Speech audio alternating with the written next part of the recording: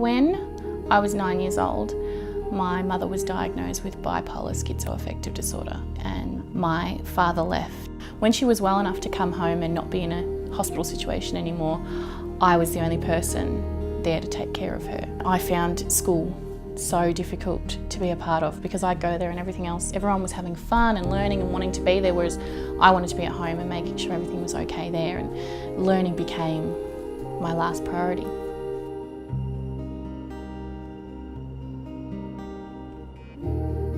I live in Portland with Mum and my two sisters, and I go to Deakin, which is around about 120 kilometres from Portland. And I study nursing, and hopefully in the future I'd like to get into paediatric nursing. Ashley's my middle daughter.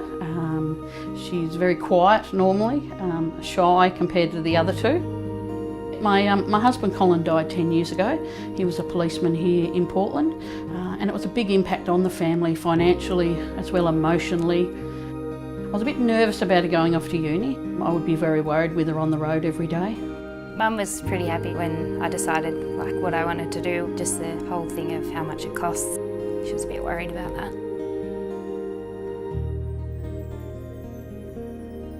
Came to Deakin because it's really the only place in Victoria that offers freshwater biology as a course.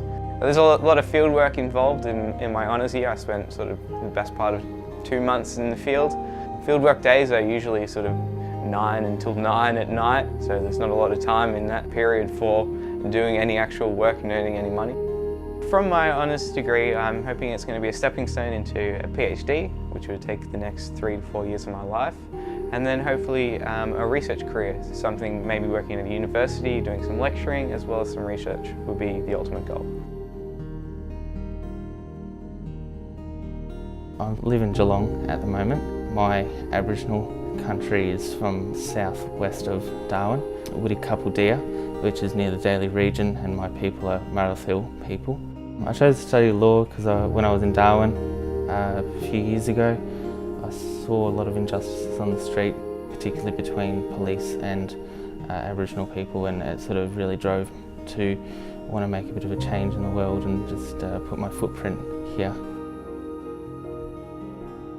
Scholarships change your whole view. For me, it was my step of someone believing in me, someone saying I'm worth the investment. Because before that, I would never have had the confidence to even think that I could be a good student, let alone worth someone putting their money and time into me. Really, that was huge.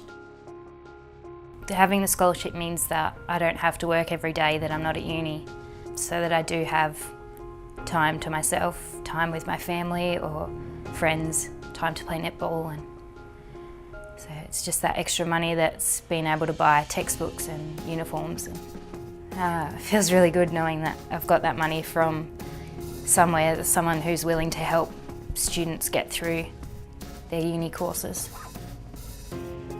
The financial concerns are on the back of my mind a lot when I'm doing assignments.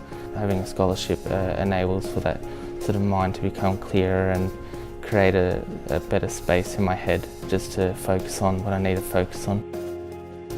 Certainly without this scholarship this year, I would have not been able to stay down in Warrnambool. I just simply wouldn't have had the finances to stay where I currently am, and I would have had to move away and deferred my honours year and work for a year. So this has been fantastic for me to be able to stay down here and study during this year.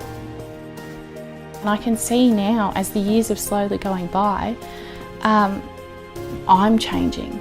I'm a completely different person, all because someone believed in me and gave me a start by giving me a scholarship.